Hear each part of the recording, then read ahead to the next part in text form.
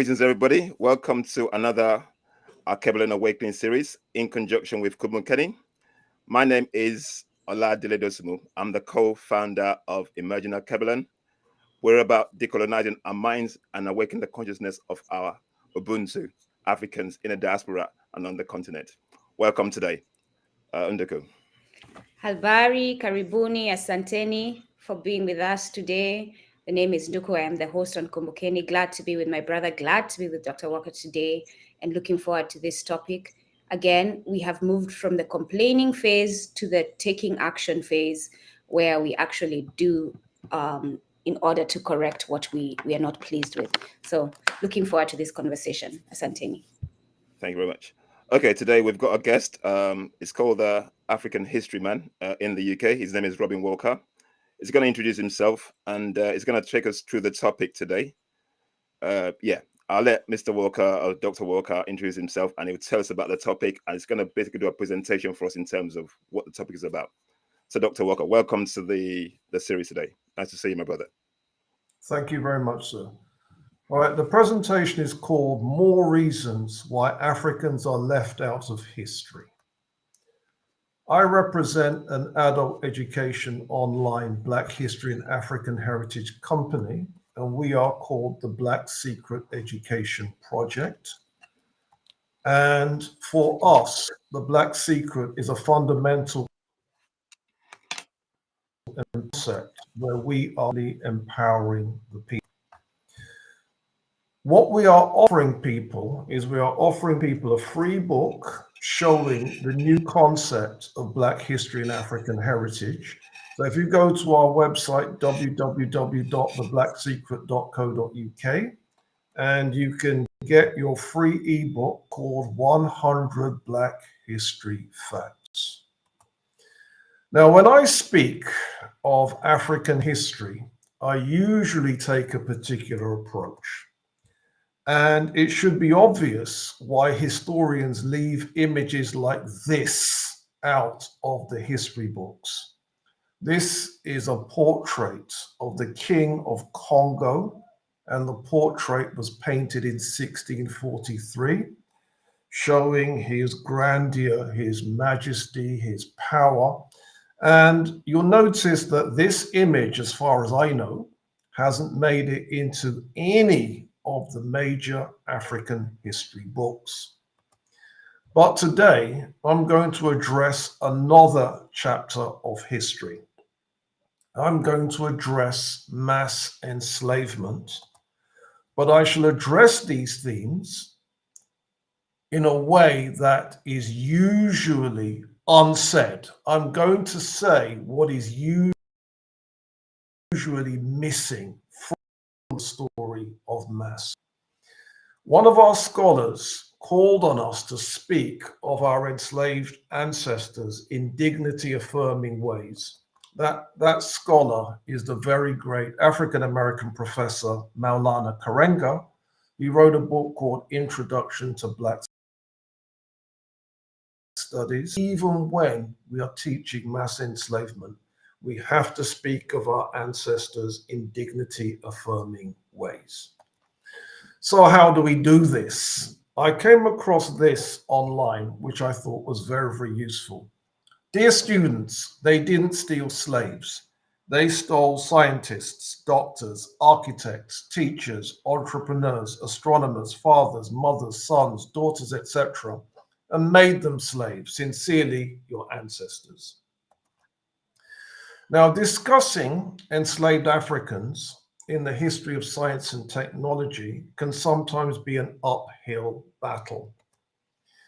An article appeared in one of the newspapers, and it was about the research by the scholar here, Dr. Jenny Bulstrode, and she made global headlines by showing how during the Industrial Revolution, the Henry Court method of making metal was actually taken from 76 enslaved Jamaican metallurgists. And that made global news, but the result is Dr. Jenny Bulstrode is now under investigation. In other words, people were so upset with this idea. And again, this shows why discussing enslaved Africans in the history of science and technology can sometimes be an uphill battle. However, Professor Vincent Taraku Farrar documents how our enslaved ancestors brought skills and technologies to the Americas and the Caribbean. He wrote a book called Pre-Colonial African Material Culture, Combating Stereotypes of Technological Backwardness. And he talks about the very specific transfers, including agricultural technologies, horsemanship, cattle, mining, metallurgy, carpentry, boat building, and navigational skills. Now let's get a second opinion on this matter.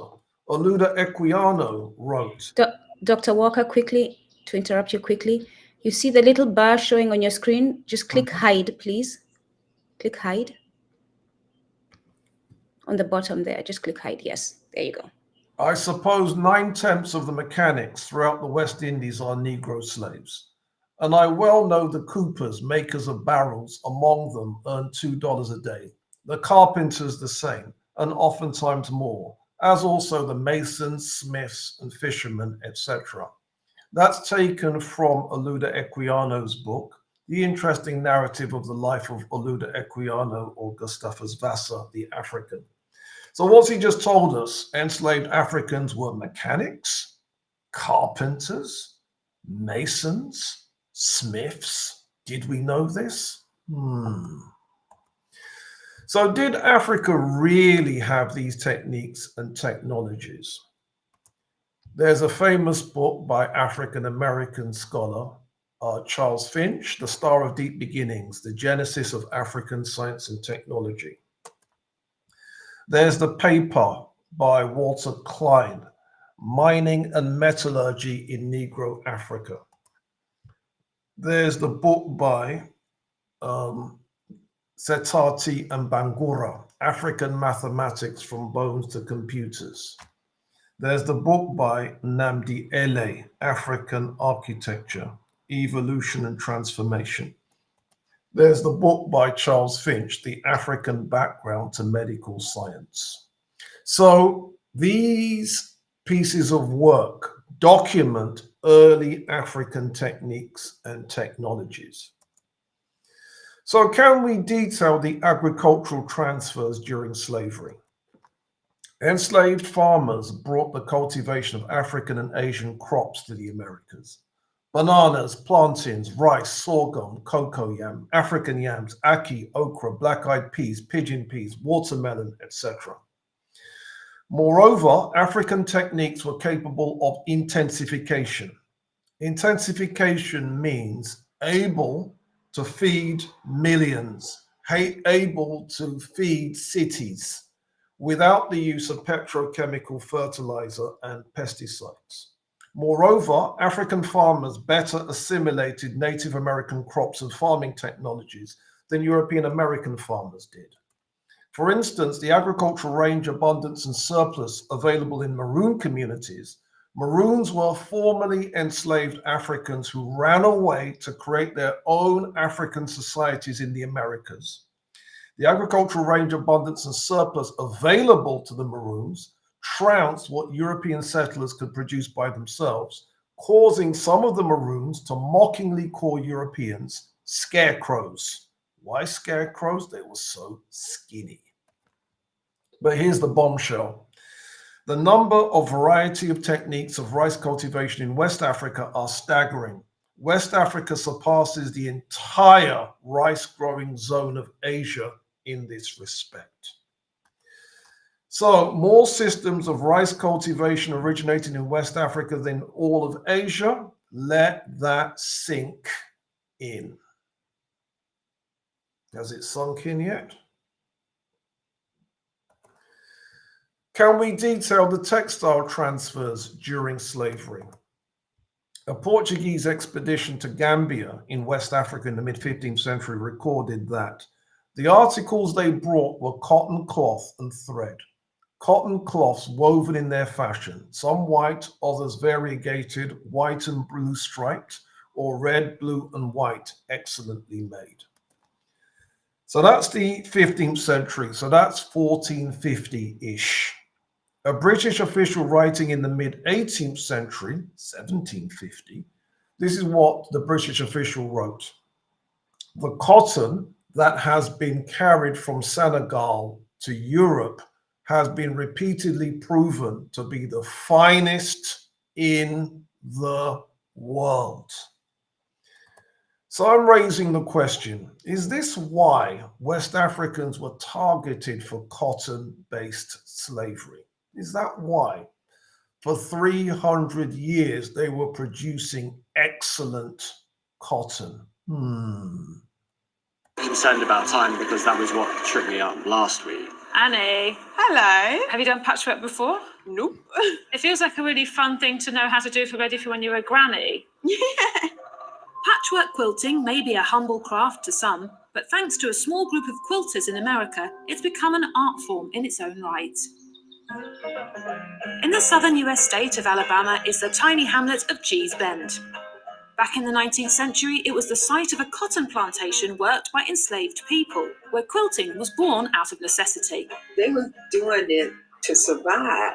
They were living in log cabins with hardly any installation except for mud in between the logs. So they had to make coverings to keep themselves warm. The women used scraps of old fabric and clothing, creating a distinctive free-form style, partly determined by the equipment available to them. Because of the lack of scissors, they had to tear. And so that's where a lot of the shapes came from. Thanks to the civil rights movement in the 60s, a new cooperative enabled the women to sell their work through department stores like Bloomingdale's and Saks. With the department store, it wasn't a whole lot of creativity in the quilts because it was a pattern. So that was stressful for them because it had to be perfect. And if not, then they didn't get paid for it. Quilts grew in popularity and critical acclaim. And in 2018, when Michelle Obama's official portrait as the First Lady was unveiled, the artist Amy Sherrill cited the quilts of Gee's Bend as her inspiration. So did we know that patchwork quilts in their modern form was invented by enslaved African women? Did we know this? By the way, what's the real history of cotton? An article appeared in the Telegraph newspaper called Why We Owe Africa Everything and Should Marvel at Its History. Wow. And the article is a review of this gentleman's book, Professor Christopher Ehret. And this is what they said in the review. The earliest processing anywhere in the world comes from what is now Sudan, with spindle whorls from around Khartoum dating to 8,000 years ago. So not only was West Africa producing the finest cotton cloth anywhere in the world, the actual evolution of cotton is somewhere else in Africa, Sudan, 6,000 years BC. So can we detail the technological transfers during slavery of woodwork and stonework? Africans were much in demand as carpenters. African architectural sensibilities influenced New World architecture from New England to the Caribbean to Brazil. Professor Farrar tells us, most of us here in the United States, for example, would not imagine that the cellar and the porch, both common enough architectural features, are, in the evolution of American domestic architecture, of African inspiration. Now, it doesn't mean that Africans invented the porch and the cellar, but what it does mean is if you're living in America and you have a porch or you have a cellar, that would have got to you from African enslaved people, bringing that to the Americas. Moreover, scholars have detected African ideas and technologies in the construction of the grand houses as well. So the obvious question is, can we prove that Africans had these technologies?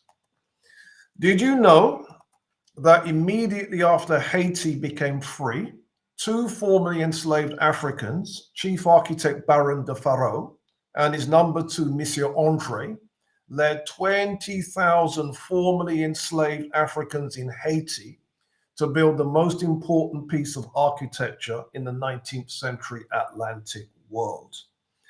And the book of it, we've got the book right here. It's by Gorvin Bailey, and the book, The Palace of Sanssouci in Milo, Haiti, the untold story of the Potsdam of the rainforest.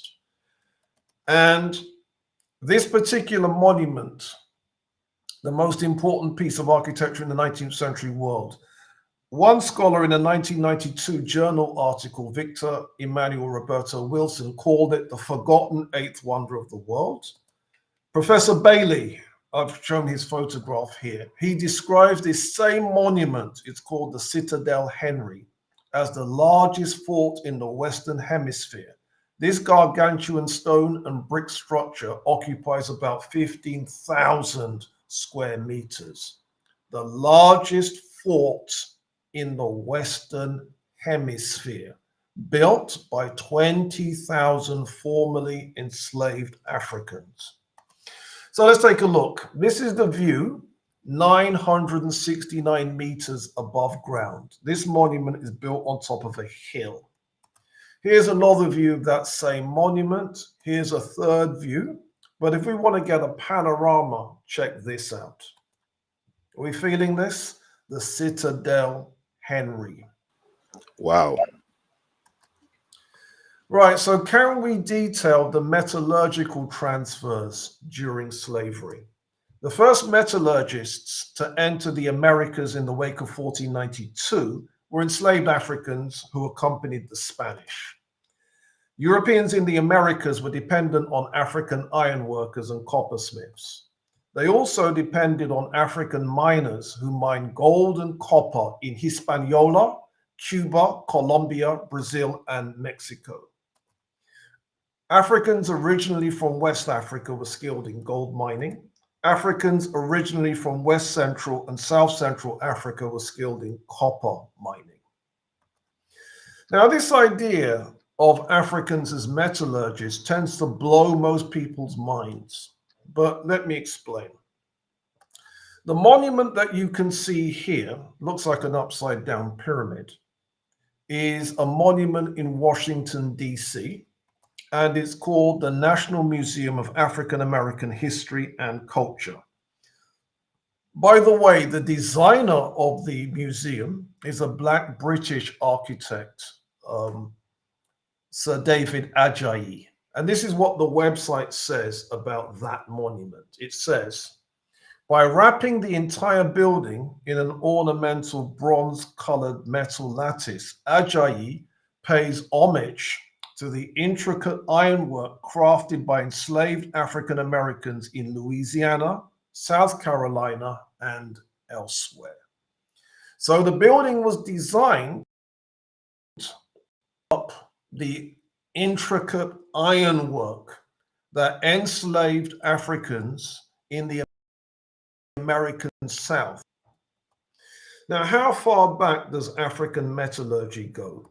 An article appeared in the African Archaeological Review, and it's called Science, Not Black Magic, Metal and Glass Production in Africa. And the article says the beginning of the science and technology of metal production had multiple centers of multiple centers of origin, as reported in West, East, and Central Africa.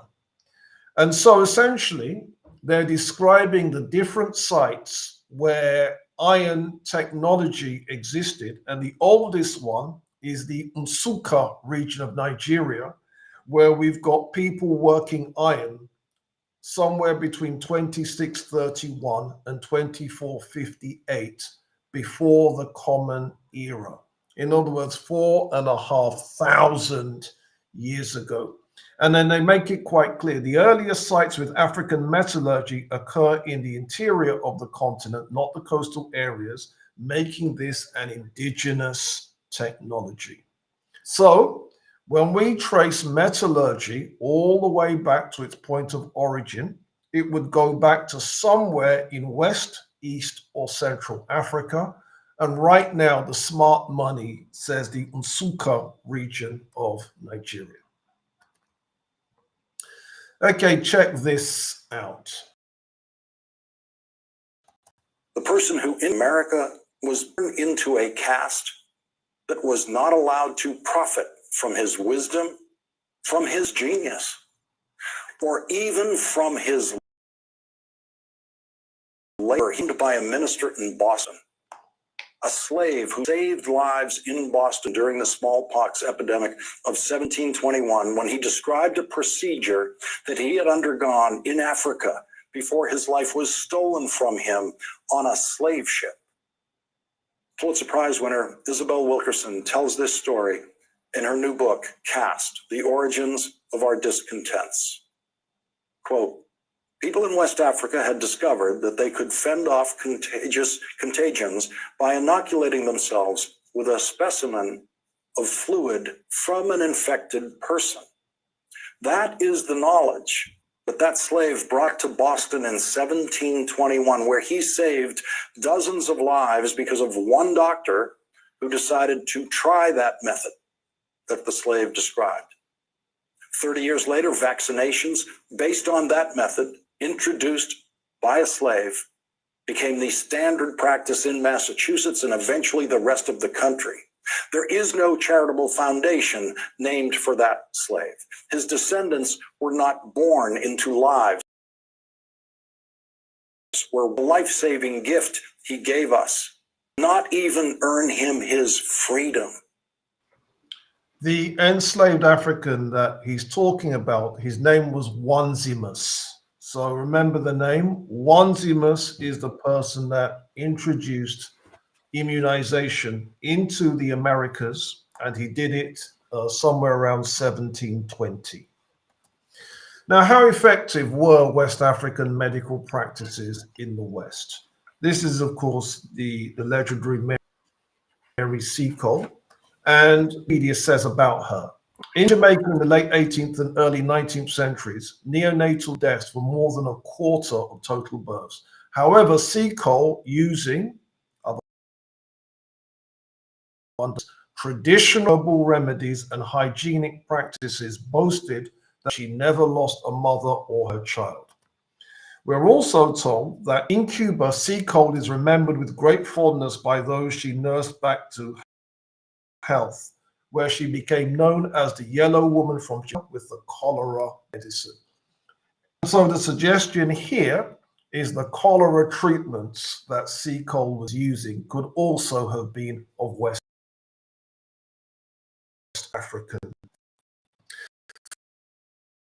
Finds the Daily Mail newspaper, the slave who taught Jack Daniels how to make whiskey. Bourbon giant finally acknowledges the truth after 150 years. So how did the story get out? The makers of Jack Daniels, America's favorite whiskey, have admitted for the first time that the recipe behind the brand was in fact slave. For 150 years, the legend has it that Dan Call, a reverend bootlegger, passed on the secrets of his recipe to Jasper Newton, Jack Daniel, but is now finally admitted that in fact it wasn't Dan Call, but Dan Call's slave, Nearest Green, who was responsible for creating the secrets of the recipe, and that it was Nearest Green who passed on the recipe to Jasper Daniel, and then from that created the brand. Wow, did we know that? So, what was the legacy of enslaved Africans to history? We create value. That's the legacy. All right, so have you claimed your free book yet? www.theblacksecret.co.uk. Go to the front page and click where it says 100 Black History Facts. Have you claimed your book? And then this way you can begin your learning of the new concept of Black history and African heritage.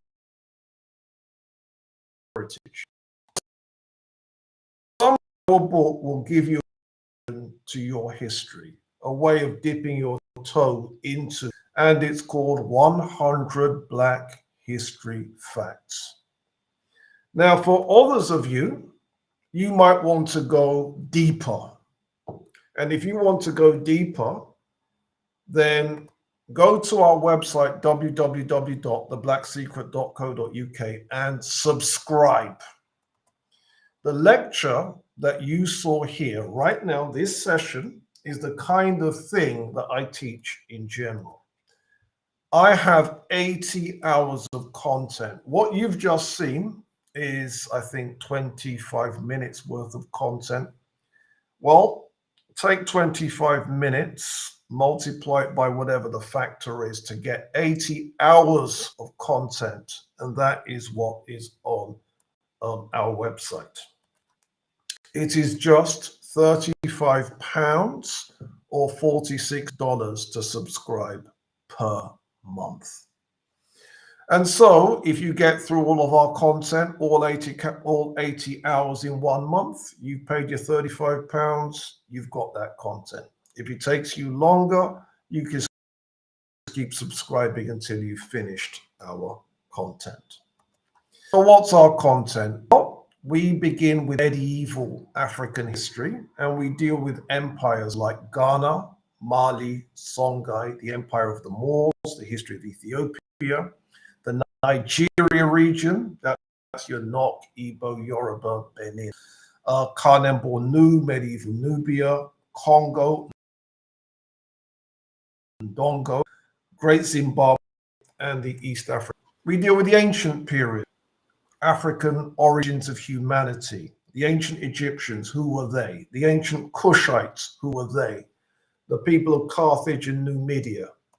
The modern period is where we deal with the slave trade, the anti-slavery resistance, the Ashanti Empire, prominent blacks over the last 500 years, the colonization of Africa and Pan-Africanism, the rise and fall of Black Wall Street, the African-American civil rights struggle, the Black British civil rights struggle, the Southern African struggle against apartheid and colonization. 80 hours worth of content. But we do have a special offer. For a limited time period, we do have a 48% discount. So for a limited time period, if people jump in quickly, we are offering a subscription at £18 per calendar month, and it will stay at £18 if you lock it in at £18. All the classes are filmed in a London classroom. All the classes are online. You can watch them at 10:30 in the morning, 6 in the evening, midnight, 3 o'clock, whatever you want to do. You can watch 10 minutes, freeze the class, come back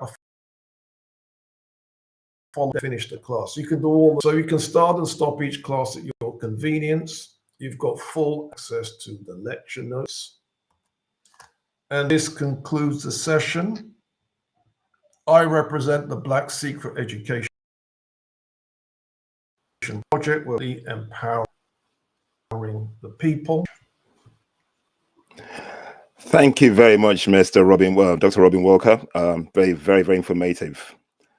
Before Ndiko goes, I'm just going to ask this question because we started with this, and that's basically what I presented to you.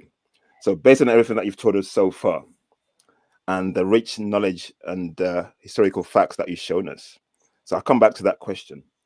So why did Europeans remove Africans from history, sir? Can you elaborate on that? Yeah. Situation where all we know about our history is that we were slaves. Cool. But then, as I've just shown, enslaved Africans were scientists, metallurgists, the inventors of Jack Daniel's whiskey, the inventors of the Henry Court method of turning scrap metal into good quality metal. Can you keep us down? The inventors of patchwork quilts. And this is only what I've been able to drop in 25 minutes. Do you see? Yeah. That's why we were removed from history. Wow. I mean, if these people are going to sell a narrative that says that they are superior to us, they cannot let this evidence be out there because it proves that they're not superior to us. Well said. Well said. Wow. Yeah. Wendigo, you got some questions? Yes. So my goal now is what actions, and I have an echo. Do you all hear an echo? Or are we good? No, we're good. I can't hear. All right. You're good. So for me now, I appreciate the history. I think it's very important to look back because that's what makes us realize that we've been told a lie for so long so that we can correct moving forward. So, but then now we want to focus on actionable items. Like the talking without doing anything gets so exhausting and actually is harmful mentally, right? It threatens your mental well-being because you're being made aware of the truth, and you're being made aware that you have been living a life for centuries throughout your generations, and then no one seems to have the urgency to correct that. No, everyone seems to just go along as if that's not a crime that has been committed against us. So my question is, what actionable steps can be taken by Africans, both on the continent and in the diaspora abroad, to ensure the accurate documentation, preservation, and dissemination of our history and our heritage for future generations? And part of it is the work you're doing, but please say more. Yeah. At one time, it was difficult to get hold of Black history information. Why the books didn't exist, and if they did exist, getting them to this country or that country. But the internet has changed the content that we've produced means that adults from all over the world can get hold of our content. And so adults now don't have an excuse. Back in the day, they could say they had an excuse. They don't now. Not only that, I have a Facebook group also called The Black Secret, and we are finding new information and putting it on our group, which means we are in a position to update. And as we update, the game, changing the game, changing the game, changing the game. And the game will keep changing as we are able to find new information and put that information out there. Thank you. I've just got a question from one of the guests here. She goes, let me just bring that up. Okay, does the classes reveal more? Obviously, you did say that. Yeah. If you subscribe to the classes, I think you're going to get more. Dr. Walker's already said that. What we said is 25. What I've said so far is 25 minutes. The amount of content online is 8. Yeah. Yep. Do you get the answer there? So obviously, there's more than 80 hours on there. So if you subscribe to it, you're going to get a lot more than 25 minutes that we just presented now. So yeah, thanks for that. Okay. Does this person, and maybe they can elaborate, are you trying to, because they follow up again with a question, do you want to know the methods they used for these inventions, the practices that they were using? Is that what you're asking, the specific practices they were carrying on, so that you can take them on moving forward? Just say more about your question. Okay. Dr. Rock, I've got a question here, and this is basically because we're talking about decolonizing our minds as Africans. And I'll say this as a Nigerian, the mental enslavement on the continent is alarming. It's alarming. It's deep. They would do anything to be anybody else apart from themselves. And these are my African brothers and sisters. I'm a Nigerian, and I say it. So my question is, what can we do to help them? I know with what you're doing, it's helping, but how can we make them understand that, based on what you just said, we need to look inwards because they seem to be running away from themselves more and more and more. They just want to sound more European. You watch the news in Nigeria, they sound more European, and some of them look stupid when they read the news because they're trying to sound English. So how can they understand the value of themselves without moving away from who they are? You see, here's the joke. Nigeria used to be the most progressive country in West Africa when it came to dealing with Black history. It blows most Nigerians' minds to know this, but I've actually got the book, so we can talk about this. The University of Ibadan is the university where West African history was written. And not just the history of Nigeria, the ancient empires of Ghana, Mali, Songhai, Kanem, Bornu, was researched at the University of Ibadan. And in the 70s, they put those books out. During one of the times of one of the Nigerian presidents, General Murtala Mohammed. Murtala Mohammed, okay, yeah.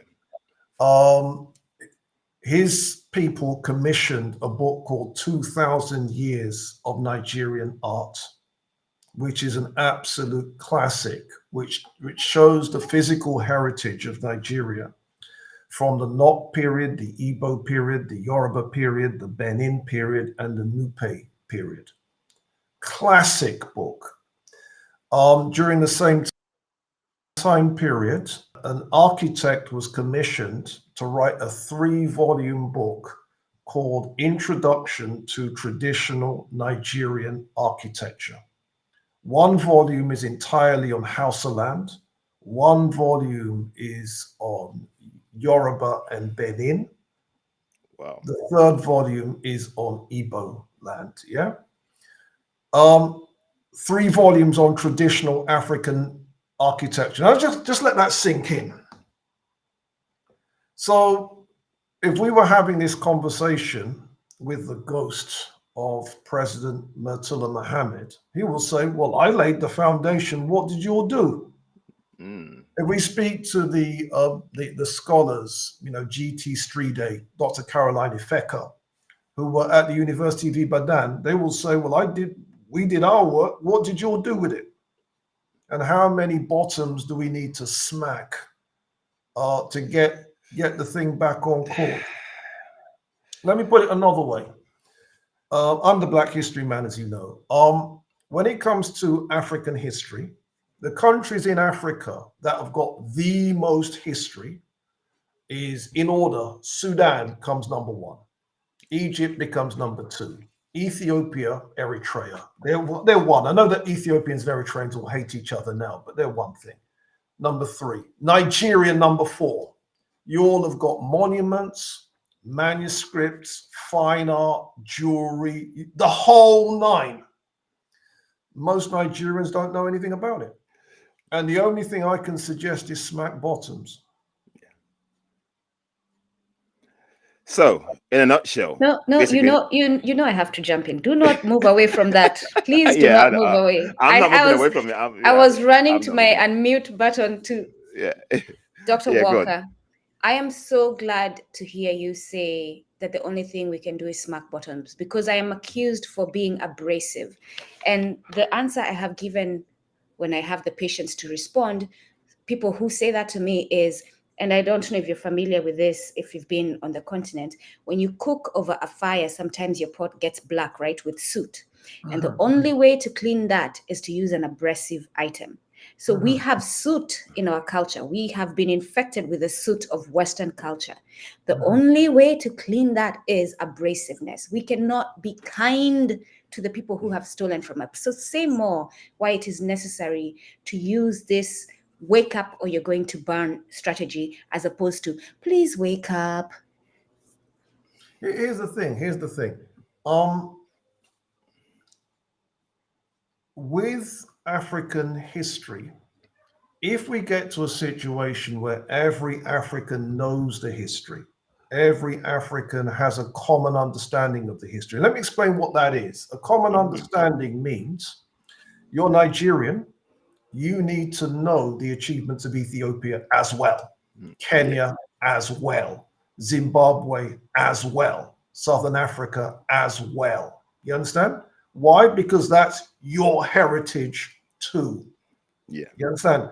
And if we can bring up a generation of children to know this, it's game over. It changes the game. So let me explain what I mean. Every African on this planet should know that in Ethiopia, in the Middle Ages, beginning around 1180, an Ethiopian king ordered the construction of an underground city of churches carved out of the ground called Lalibela. Every African should know that. In fact, you know that in Nigeria, there's this whole thing about people making pilgrimages to Jerusalem. I'm asking the question, why? It's ridiculous. It should be Robin, Lalibela. it's absolutely ridiculous. I have this conversation when I'm in Nigeria. It's ridiculous. Right. So you can see that if we knew our thing, the game would change. Yeah. Every African should know that in Tanzania, there's a city off the coast of Tanzania called Kilwa Kisiwani. Africans in medieval times built a palace with an indoor swimming pool, and the ruins of that swimming pool you can see.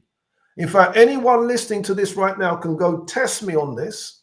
The palace is called the Husuni Kubwa. Google it and tell me if you can't see a swimming pool built into that structure. All right? Every African should know that.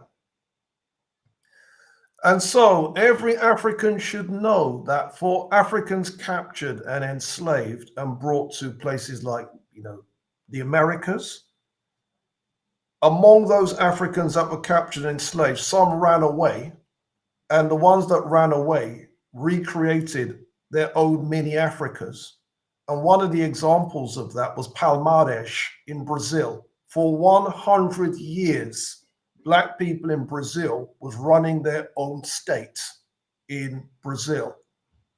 You understand? Every African should know that. And so these are the kind of things that we need to, should be common knowledge. Does that make sense? All right. Again, let me give you a Nigerian example. Yes. There was an article that came out in the Sunday Times, and it was called Jungle Reveals Traces of Sheba's Fabled Kingdom. The Queen of Sheba. Now, they were wrong about that. It wasn't the Queen of Sheba. They got their facts wrong.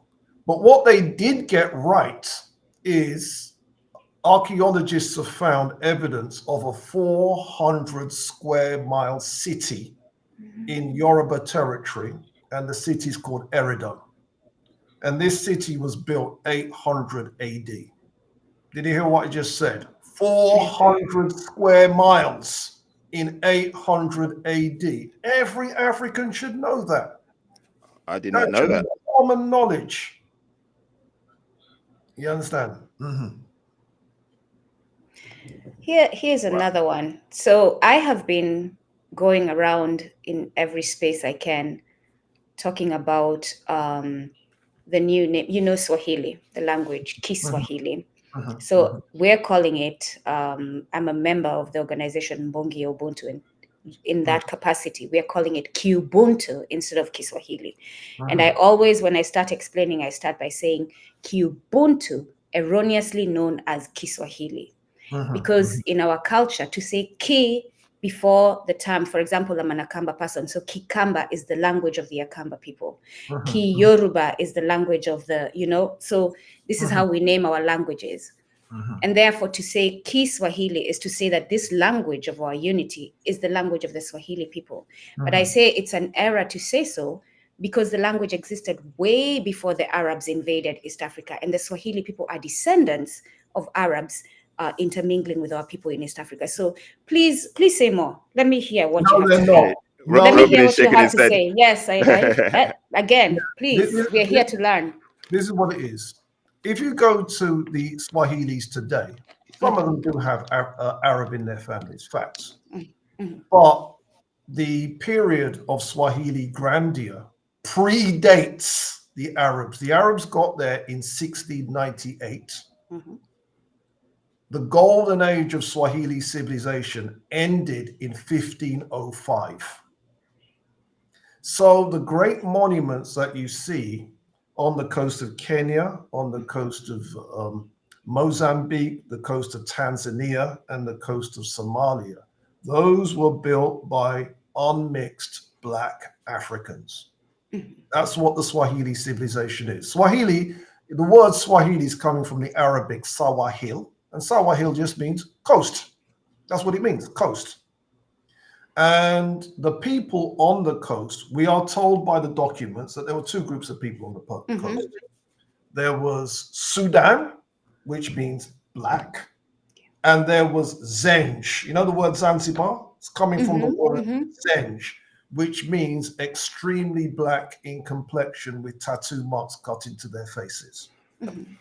Right, so basically to be a Swahili, you were either black or you were jet black. Take your pick. That's your Swahilis. And therefore, go on, sorry.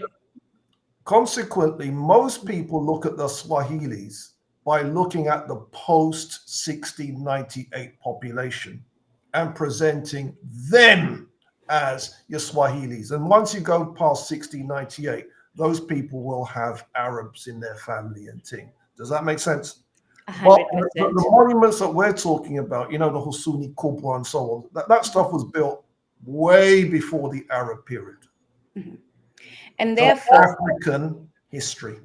Yes, and therefore, given the fact that the name Swahili comes from Swahili, from the Arabic culture, right?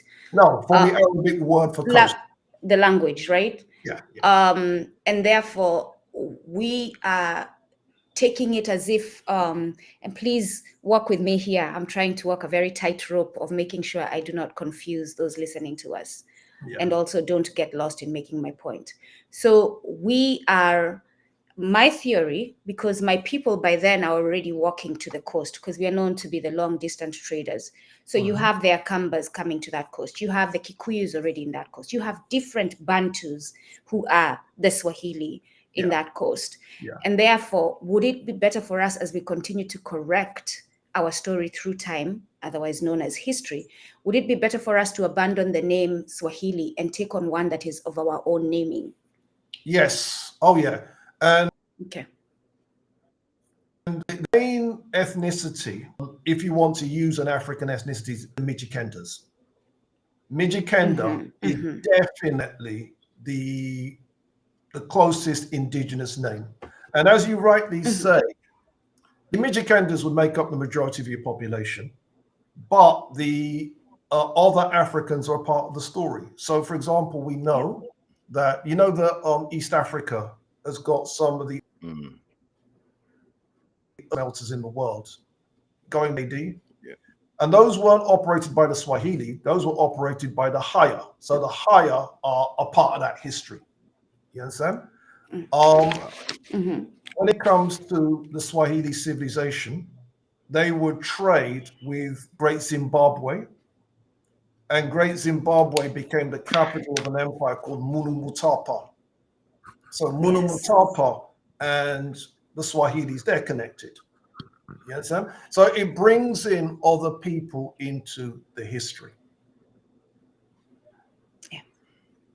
And so, and I'm glad, I am so grateful for you being here today, because it's helping us find clarity. The other day I was listening, there's a lady, a fellow Mwana Ubuntu African, she's a therapist, and she was saying confusion is the cause of mental illness, right? And I agree with that, because when you start seeing, or when you can use your eyes and your brain and you're seeing a certain thing is a certain way, and then you're being told it's not, it's this, you end up being confused. And that confusion, where you're seeing reality tells you a different story from what has been accepted by society, is causing a lot of mental illness within us. So our goal is to remove the Arabic infection. We call it infection in Kiubuntu, erroneously known as Kiswahili.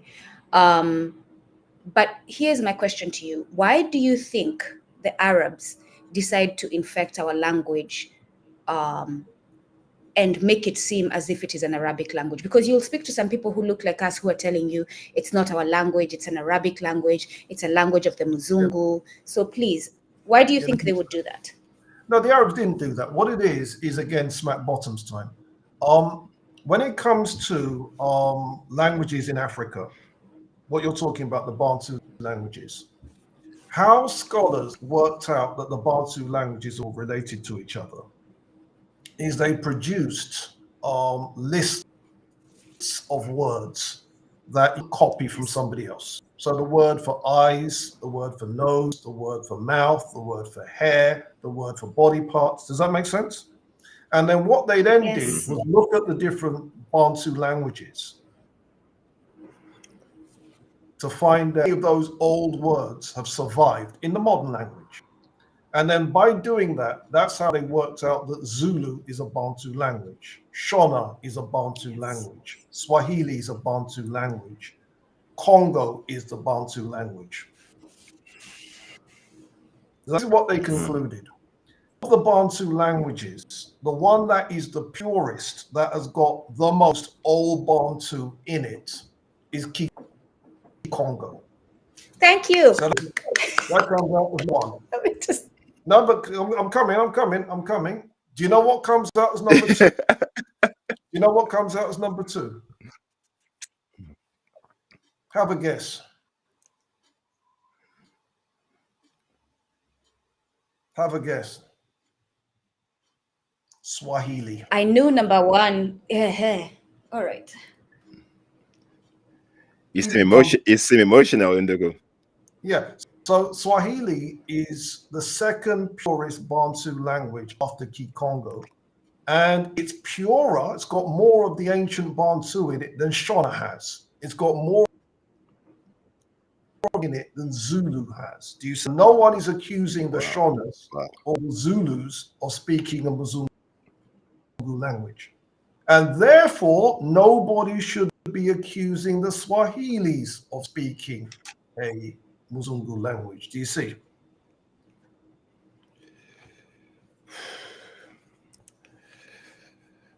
Thank you, Robin. I need to sit with you. If you want to take a few months, we can go somewhere on our motherland and we can just sit and you can just talk and I'll sit and listen. Okay, there's a question here from a lady. Sorry, go on. Sorry? Or you can check out the blacksecret.co.uk. Yeah. No. I would love to do that. I'm going to do that, yeah. But there are limitations which we can talk about another time. But yes, definitely.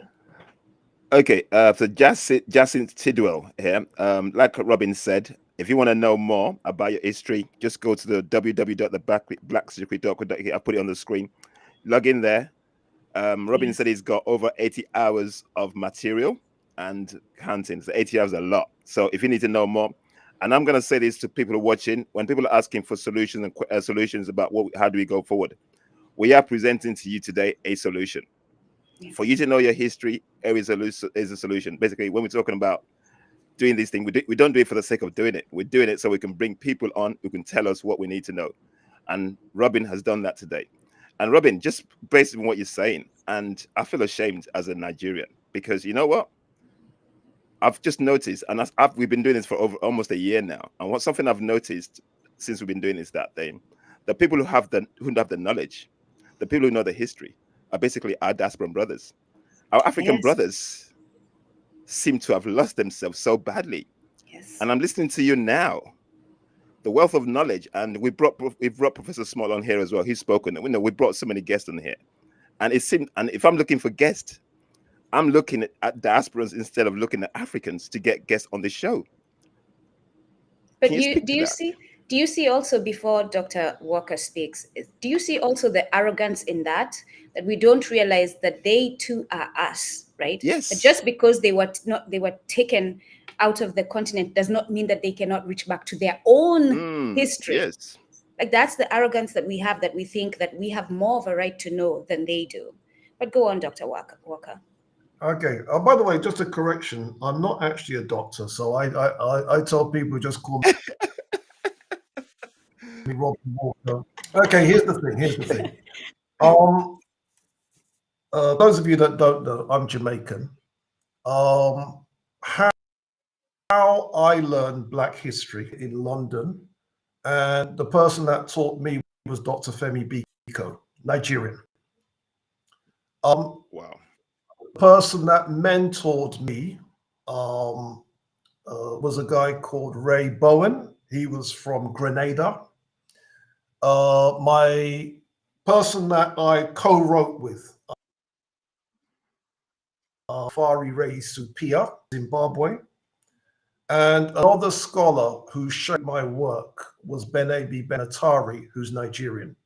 So I have to big up the African posse, because if it wasn't for your Benebis, if it wasn't for your Femis, if it wasn't for your Fari Rays, I wouldn't be about nothing. Real talk. Yeah. It's about mainstreaming scholars that have got something to say. In Nigeria, there are scholars that have got something to say. Scholars at places like Ahmadu Bello University, these people they've got stuff to say, but what it is that you all need to mainstream those people. Yeah. If any of the scholars that were alive during the University of Ibadan days, can they be tracked down? Can they be mainstreamed? Do you see? And in that way, we really can change the game. As I said, Nigeria should be doing study tours. You know the way that people are doing study tours on Kemet? Yeah. People should be doing that with Nigeria. You all have got the monuments. You all have got the fine art. And some of the stuff that you've got is staggering. You know what, Robin? You know what you're saying, that I have that in my head. It's something that I've been thinking of doing, because I was in Nigeria not long ago. Yeah, it basically confirms what I've been thinking, because the last time I went, in my previous visit, because I go so many times anyway, I basically went to, I think, only the palace. I think I went to the Spring Falls in Ondo. There's so much places that we can visit, but nobody knows about these things, and it's just ridiculous. Yeah, call to action for me. Yes. So you're asking yourself, Brother Oladele, what you're going to do when you return. This is what you're going to do. Yeah, thank you. It basically, it confirms a lot of things, because basically what you said there, just because I see it, I had to go look for myself, because obviously people hear me, and I was born in the UK. Obviously, I grew up in Nigeria for a while, and I came back to the UK. So in terms of my history, I'm learning. You're speaking to me today. I'm learning from you today, and I've been doing that for a long time. But I'm looking for my fellow Africans to tell me more, but so that means, like you said, we need to go find them. Wow. Yeah. Drop some East African examples. There was a organization in South London called Origin, and Origin, they do a kind of Black boys initiation thing, for Black boys puberty. And they asked me research how it was done in Africa, so that the kind of boys initiation that turns a boy into a man at puberty, how was it done in African countries, and then how much of that can we bring to London to inform how we should be turning boys into men in London? And my research meant how the Mai did it, how the Akam did it, how the Gikuyu did it, how the Zulus did it, how the Nguni did it. You follow me? How it was done in ancient Congo, how it was done in ancient Benin, how it was done in ancient Egypt. And so when it turn boys into men, lessons that we can learn from all over Africa, which again is valuable, because boys growing up in the West, and the temptation to get into gangsterism, the temptation to get into the drugs game, the temptation to get into all kinds of stupidity that's going to result in an early death or prison. African solutions that we could use are there in African culture. And this is why it's very important for people in Africa to preserve the culture, so those of us from outside can learn that and bring it to us. I have a question regarding I'm glad you mentioned the Maasai people, and I'm going back to my Instagram to get the answer. I have a contact that I made when I went back to visit at home. Oladele, ask a question quickly, and I'll go back to find this question of mine. Yeah, I haven't actually got a question to ask actually because Robin's basically gone through a lot. Okay, in terms of going forward, as I'm gonna say Africans and diasporans, we basically we need to learn. So call to action.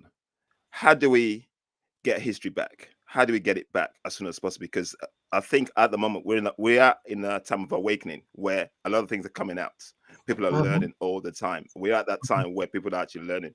How can we get people to actually awaken to the history and embrace it? Because I have on LinkedIn, I put posts on there every single day, and have people who just would love to wallow themselves in the white Jesus, all this kind of Jesus thing, and they define themselves behind that, which is not us. How can we get ourselves away from these narratives to embrace ourselves? How do we get it out there? There's no simple answer other than keep plugging. But the most there that isn't ephemeral, because you don't want to do content that you put it out there and it disappears. You want to be able to put content out there that grows and grows and grows and grows, and then can be passed down to the next generation. So the next generation don't start here, they start here, because that much content the previous generation drops on them. And we are right now in the best period. More books are available now. I agree 100%. More available now than ever. More photographs of artifacts are available now than there's ever been. And so the ability to enrich the next generation is there. So for me, when it comes to people that worship white Jesus and that type of thing, they're going to have to come to their own consciousness. You can't do that for them. But what you can do is be there for them when they come. Does that make sense? Yeah, it does. And consequently, you've got content as you can. Thank you. Yeah, so thanks for that. Yes, so thank you. I'm glad you mentioned the Maasai people, as I was saying. So in our group where we are doing community work and learning as we continue ourselves, because the learning never stops. One of my comrades asked, why haven't I seen or heard a Maasai burial or even heard a Maasai death? Why haven't I seen a Maasai angry or mad? And so I reached out to my Maasai contact, and he says, first, it's too hard to find a mad Maasai because of several factors. Among Maasai people, there is a council of elders who punish lawbreakers. They discourage unwanting behavior like stealing. The council of elders pass heavy punishment, and that is why it's hard to find Maasai who misbehave.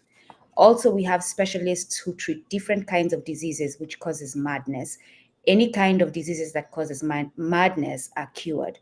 Also about burial, it's too hard to see or to hear because once a person dies, we bury them the same day. Can you say more about the Maasai people and the importance of reaching to them so that we can find ourselves? For me, the most interesting thing I learned about is the to manhood stuff. Because what that means is those are examples that we can learn. Now, the other thing too, what was being mentioned there about the lack of mental illness. The lack of mental illness will be caused by a certain spiritual balance. Traditional African religion used to play. Now, the big problem with traditional African religion, though, is you do have charlatans working juju on enemies, and that type of foolishness that needs to stop.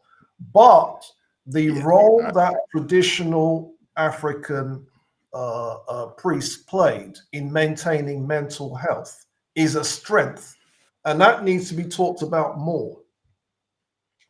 Now, to give you an example, there's a Nigerian philosopher in this country called Chukwuniri, who's written a book called Person, Divinity, and Nature. And his book talks about traditional African ideas of what makes you, you. He calls it the multiple selves. And the multiple selves are the spiritual entities that make a human a human. And the role of keeping those different entities balanced. And if you can keep them balanced, it keeps good mental health. Does that make sense? And this is the role that traditional African religions play.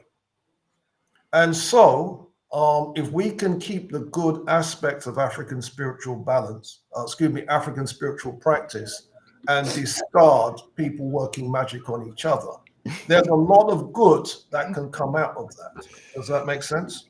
100%. These are the kinds of lessons that we can learn from the Maasai and other people. And just to spark that journey towards an awareness for our brothers and sisters who look up to a white male god, what you're saying and what I'm interpreting is, if I am looking up to a white male god, I'm not balanced because I'm embodying another self that is not of my culture. Absolutely. Absolutely. Well said. All right. Yeah. Thank you. Yeah, So, thanks, Nduku, for emphasizing that. Just people to need to hear that very, very well. Thank you. I have one more question, and then we can look into the chat. Can you explain, because this goes into the importance of learning this and the importance of recording this and making sure we protect it so that it is not taken away, and it's not so hard for future generations to find or access.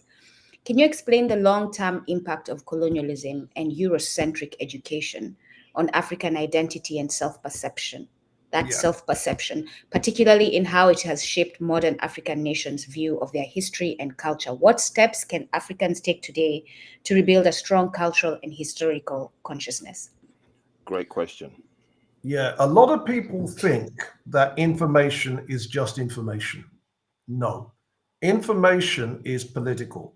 There is a reason why information is gathered. There is a reason why information is taught.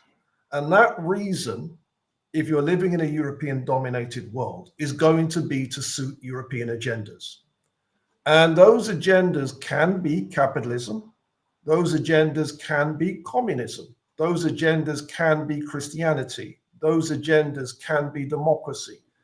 If it's coming from a European source, it's going to reflect European power.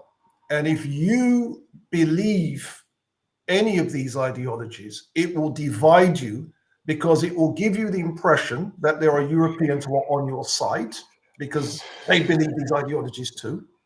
And it will get you to believe that there are some Africans who are your natural enemies because they don't believe this ideology.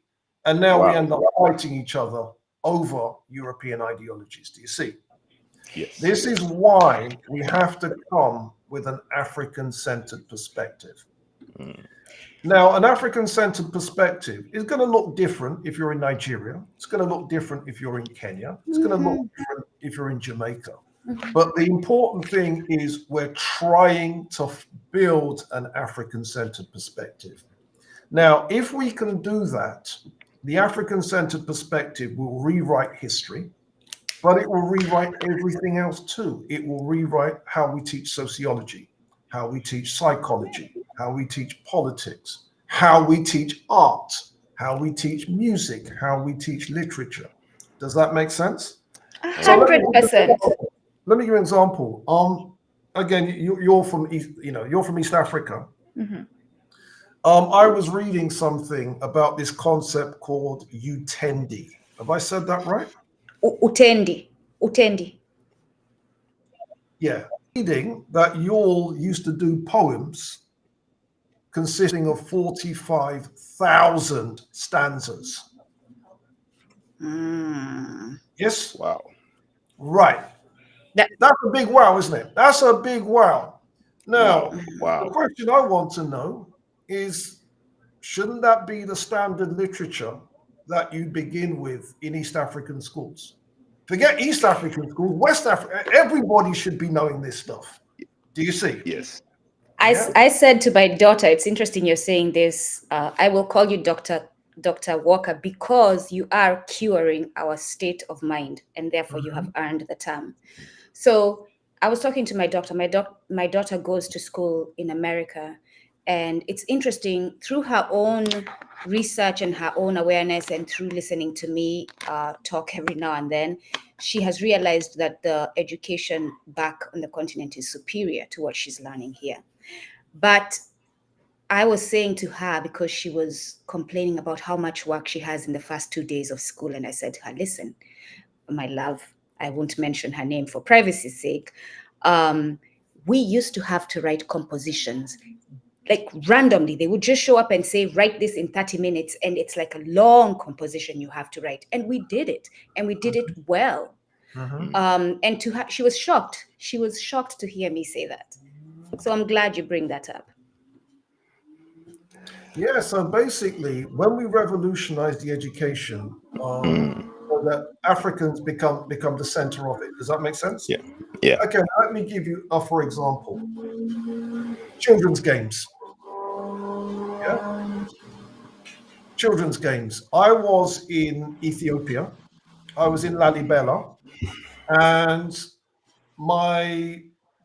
the person that headed our delegation told me to look at the ground, and carved into the ground were a series of holes, and the holes are part of a game.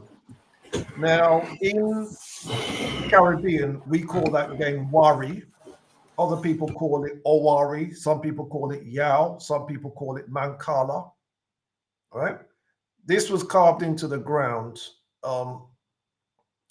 right next to one of the Ethiopian churches carved out of the ground, right? And I've been told that there's an Ethiopian site going back to around 700 BC where you can still see the same game carved into the ground, right? So a game that starts off in one part of Africa, in Songhai, you know Songhai, West Africa? We know from one of the chronicles, one of the Timbuktu chronicles, that they were playing that same game in Songhai. There's a very famous image from 1817 in the Ashanti Empire where people are playing that same game. And did you know that in Antigua, in the Caribbean, they have championships of that same game right now? Yeah. And the significance of that was this. There was an Antiguan, and he's known as what's he called? I think his name is the Owari Assassin. And they sent for a Ghanaian who was also the top Owari person in Ghana, and flew him into Antigua to battle. And that made national news in Antigua. Yeah.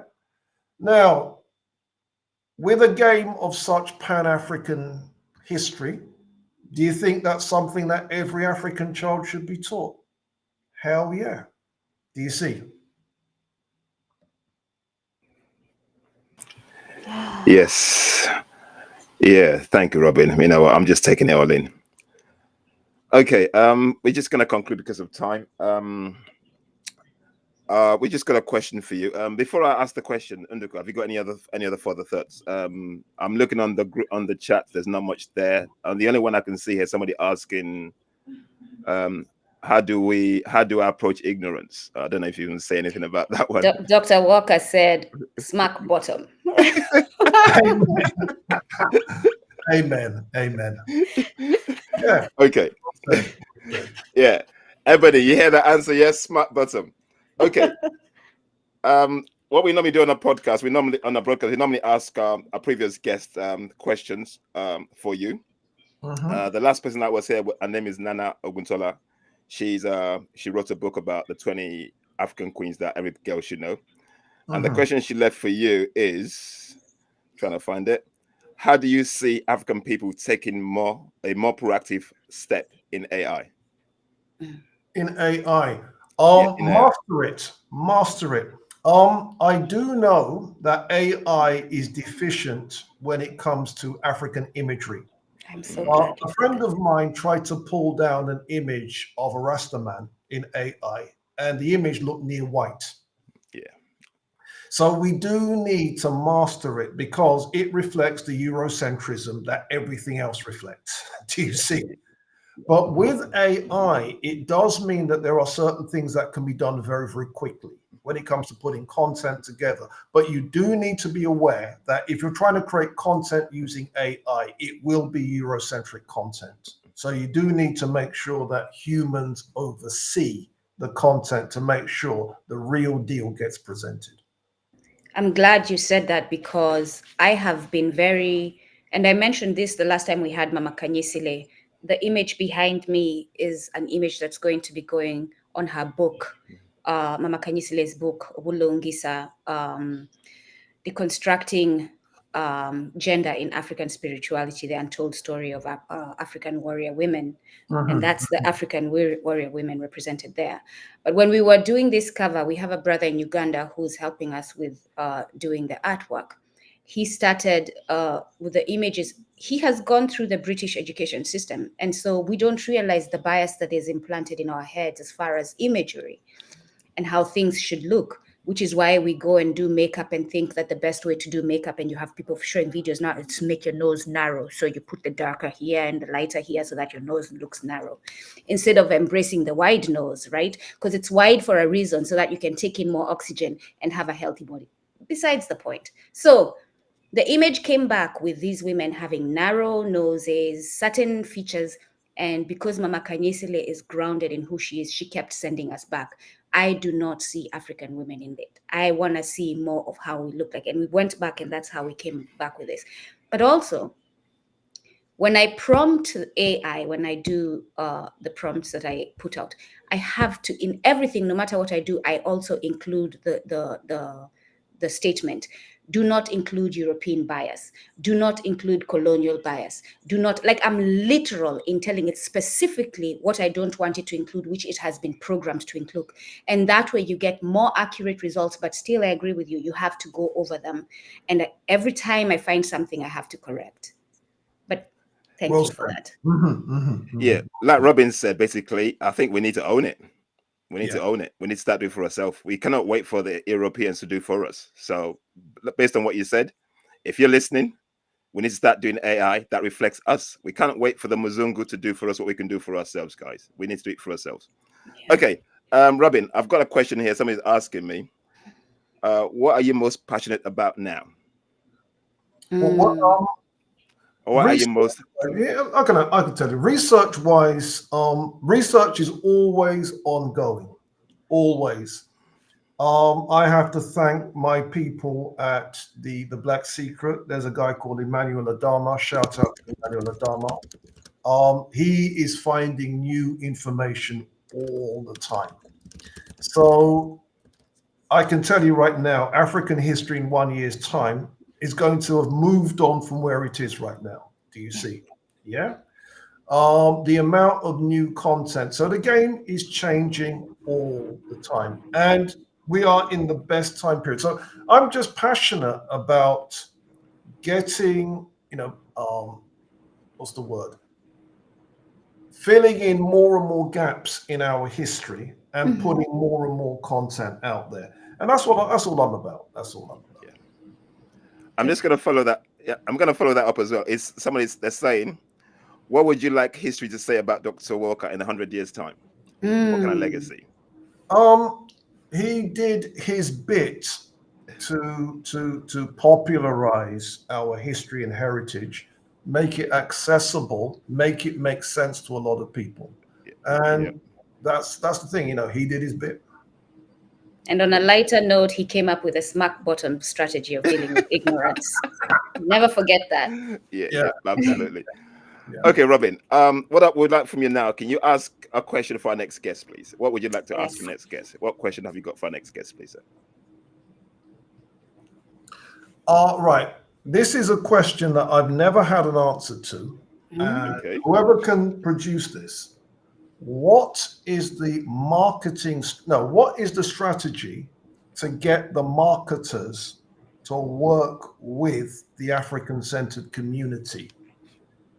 where they can sell what we do to the masses of our people. So the important thing is, how do we get the marketers on board? How do we get the advertisers on board? All those Black people who work in these arenas, how can they get up? How can we get them to work with us? Okay, thank you for that. I think it's a good question. You got that, Nduku. We'll play it back anyway. And I have also, the answer, but yes. Yeah, you had the answer, yeah. And also, last one, another question here. It says, being the fact that we are Afrocentric, we're Afrocentrism platform, and we're about decolonizing minds, what other guests would you recommend that we bring on, sir? Good one. There's an elder scholar, Cecil Gutsmore, if you haven't already brought him on. Cecil. Cecil Gutsmore. I tried to reach out to him, actually. Yeah. As I said, you are dealing with someone who's in his, nearly 80. Yeah. There's an African American that I mentioned today. Now, I don't know how accessible he is, but if you can get him on, you've made history. Professor Vincent Taraku Farrar. I don't have a contact for him, but if you can look him up, he's the one that did the book African Pre-Colonial Material Culture, whatever. Yeah. If you can get him on, that would be absolutely amazing. Is cutting edge. Yeah. And for those of you listening, if you have contacts and connections to these individuals in our community, please, if you can make it easier for us to reach them, reach out to both Oladile and I and help us out. That would be appreciated. Thank you very much. Okay, and just writing it up, Robin, if you could just let our community know in terms of how they can contact you. I know you've done it before, but if you want to recap again in terms of if they want to get your content, if they want to get onto your classes, or support, what he's doing, please, guys, just listen out to Robin. Yeah, so my site is www.theblacksecret.co.uk, and there's two things on the site that's of relevance to you. One, we are offering you a free book. We are giving you content, y'all. That's the first way. And the second is, if you actually want to contact me personally, write to me through the site. The email becomes info@theblacksecret.co.uk. Yeah. So check me out on the site, but take a look at the site, take a look at what we do, check us out. Thank and you. Download your free book.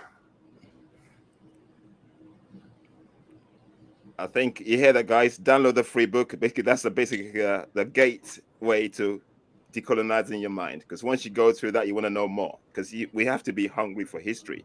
Because a lack of history, not knowing our history, is basically what's got us here. And that needs to change. And we're doing this basically not for the sake we want to do it, but we know where we are as a people, and we're trying to get us out there to understand the importance of knowing our history. That's going to make us believe in ourselves to do, because we've done unthinkable things, like Robin said. We've done stuff, but we need to carry that. We need to keep that going. We cannot be kept down with a colonial mindset that shapes a lot of our lives. So this is what we're doing, guys.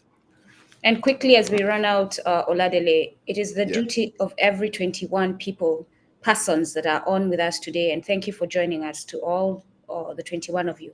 But it is each and every one of your duty to find 10 people after today to give the information that you got regarding accessing that free book, and make sure they have access as well. So do not keep the knowledge to yourself. Knowledge is useless when you keep it to yourself. Share with at least 10 other Ubuntu. Thank you. Thank you very much. And then, Robin, what we're going to do, based on what you've told us today, we're going to put on our website, we're going to put your website there so people can actually get to it. So basically, we're going to have a page so people can actually go to that and just so people can tap into it. So on the Alkebulans.com, probably as soon as I get the time, we're going to put a page, the blacksecret.co website. We're going to put it on the page so people can actually get to it from our community. My brother, it's been a pleasure listening to you. Thank you very, very much for this. This has been insightful. As a Nigerian, I've learned a lot today. And Nduku, I know you have. And our community, this is what we do. We're about decolonizing our minds. We need to know who we are, guys. Our history is rich. Our culture is rich. We just need to embrace ourselves and take control and do what we need to do for ourselves. Yeah, Let's that start loving clarity, that clarity Yeah. on the Swahili people was very important. Thank you for that. I too have learned. Yes. Thank you. Thank you very much. Thank you very Okay, much. guys. Yeah, thank you for coming. And hopefully we can bring you back again if you don't mind. Okay, no problem. Siku njema, kwaheri, kila laheri. Okay, everybody. Odigba.